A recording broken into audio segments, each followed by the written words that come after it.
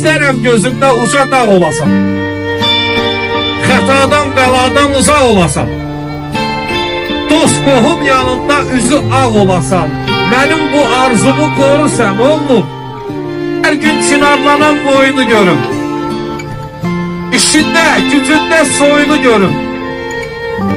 Gün o gün olsun ki toyunu görüm, yandığım ocağın qorusan oğlum.